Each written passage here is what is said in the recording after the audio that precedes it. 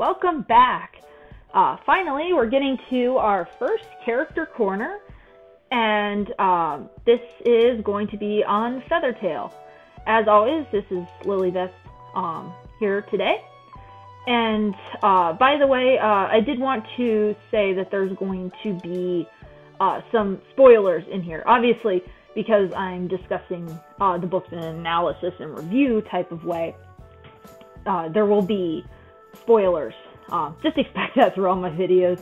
But in particular, if you haven't read, through Prophecies Begin, New Prophecy, and the new graphic novel, Shadow and River Clan, you probably, if you don't like spoilers anyway, probably don't want to watch this quite yet. Get back to it.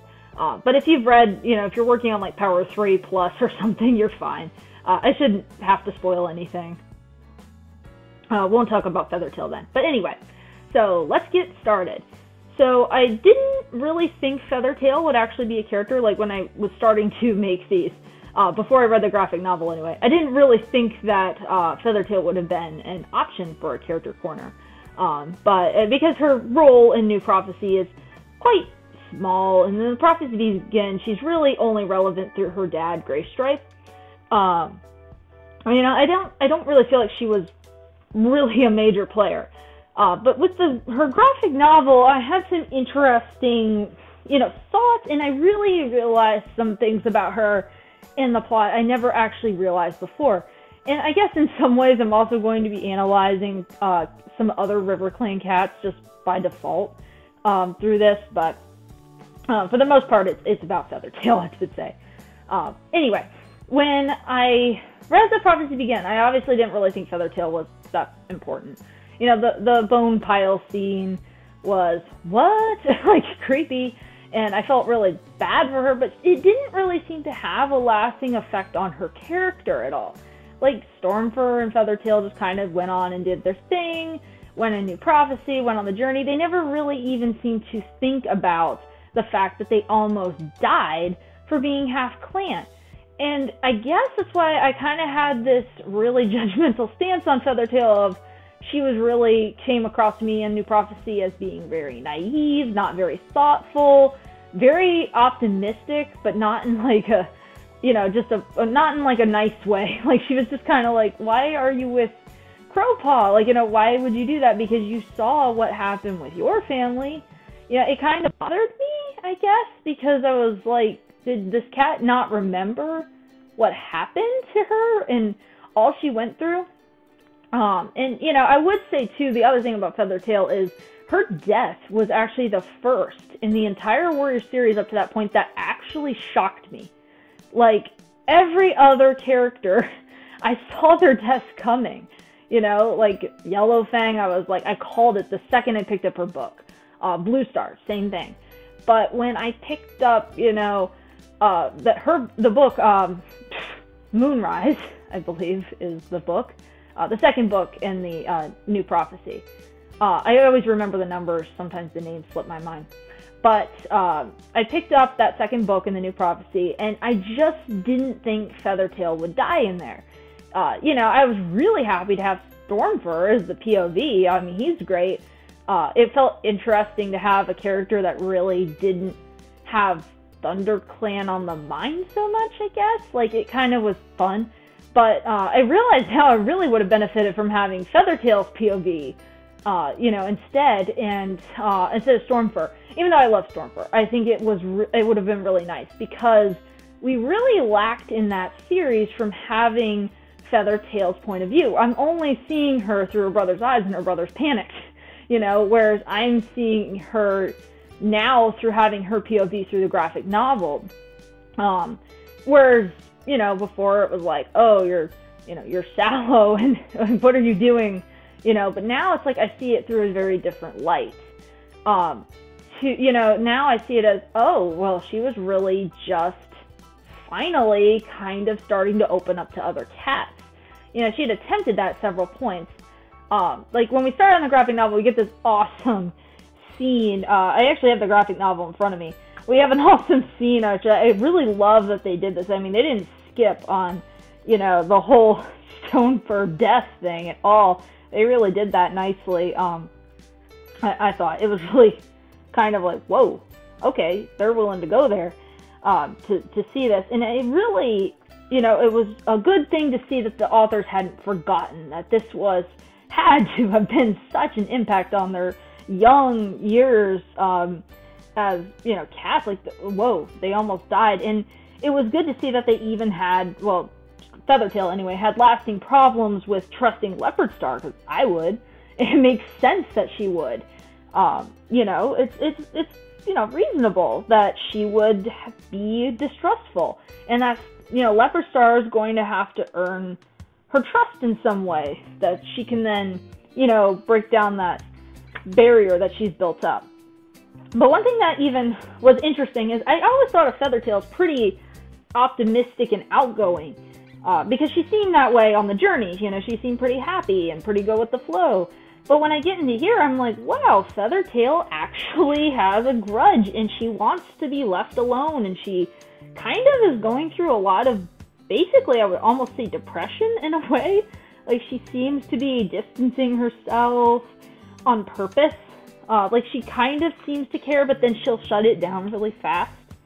There's scenes where, Cat comes up and like, hey, you want to share a fresh kill? And she's like, no, thank you. But you can tell she wants to. And then we get to an interesting part, and I really loved how this was weaved into the story. How we get to a point where we see Sasha come into the picture.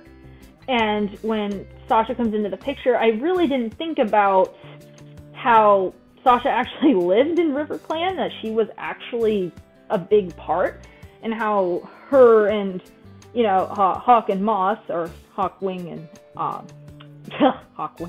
Hawkfrost and Mosswing, sorry, too many Hawks in the series, really how they sort of developed into the clan. And I thought it was really sweet that they wove a friendship between Feathertail and Sasha, and how that had to be broken, sadly, by Sasha, revealing the secret about Tiger Star being her mate. And how Feathertail just can't get over that. And, it's really sad. Like, she keeps pushing away all these cats. And another thing I thought was kind of interesting is, you see Feathertail with Mosswing some of the time. But one thing that was really interesting to me was how much time she spends with Hawkfrost, and how many moments, or young Hawkpaw, I guess I should say, but one day Hawkfrost. How many moments she actually has with him. And it's actually really interesting because Hawkfrost, I hadn't read Mosswing's novella at this point, Mosswing's Secret. But I had, when I was reading this, I was like, I really like seeing Hawkfrost through a new lens, as well as seeing Feathertail through a new lens. She saves Hawkpaw from drowning. She then kind of takes over as some sort of, basically kind of like almost like a pre-mentor to Hawk, teaching them to swim. And you kind of Hawk and Moss both. But you kind of see that she and Hawkpaw tend to have this almost really close thing going on. Like, they really seem to have a good friendship. She really kind of wanted to be Hawk's mentor. And she was really kind of upset when Leopard Star took that. She was super protective, even though at that point she was sort of shunning Hawkpaw. And Hawkpaw wants to share a squirrel with her, and she refuses. But at the same time, you can see it tears her up inside. And I had this thought, and I know it seems kind of out there, but I always wondered, from Hawkfrost's eyes, was losing Feathertail one of the tipping points for him turning evil? And I don't know if I could say that without having Hawkfrost POV, obviously, but since he seems so close to her in a way, like even when she's pushing him away, for being scared and all that, and, having issues, but when she's pushing him away, it would seem that it would tear him up because he was so close to her. And I wonder if losing her was one of those things that, had Feathertail been in his life forever, continued to be in his life, would he have been softened by her? And I don't know. Obviously, I can't confirm that. But, it's just an interesting thing to think that she was almost like his mom when his mom left, Sasha left. And, you know, it's kind of like, oh, well, you know, maybe losing her was a piece of that puzzle. Obviously, training the Dark Force was, like, the number one. But maybe that would have softened him in a way that things like, you know, other cats softened Bramble's claw at the time anyway. I don't know. This is a thought. But then, getting back to the whole, you know, Feathertail relationship thing, which I very disliked at the time, and I still kind of dislike it, but anyway. I kind of saw it through new eyes when at the end of the book, you see, you know, she forgives Leopard Star because Leopard Star apologized, so that kind of broke the ice for Feathertail in a way that she could then say, okay, I can try again, I can be a part of my clan, I can love again, I can make friends again. And it seemed like right as that happened, bam, it's like the cats in StarClan are like, here's a prophecy, go do it. And it kind of is like, what? Really? Like, that's so sad, and it makes her death all the more crushing, because she had just gotten over all of her trauma, just gotten over all of her hurt, and she sent off on a prophecy. But it made sense to me then that she would actually become friends with Crowfeather, because Crowfeather, in a way, was kind of the outcast of the group, and she probably understood that. And also, too, she was trying to make friends anyway, so it was probably very natural for her to go, okay, I'll try to make friends with this cat who's grumpy and who needs, you know, some extra hugs. And, you know, it made sense then, looking at it through those, you know, through that lens of, wow, this is Feathertail. We're actually seeing Feathertail in New Prophecy more like a changed Feathertail. She's already gone through an arc, essentially, before she died. Like, she's already gone through a character arc. And now you're seeing her trying to be a better cat from having that character development. Whereas, you know, we had to go back in time to get that character development, but now it all makes sense to me. Like, it made more sense to say, oh, she's trying to be a better friend.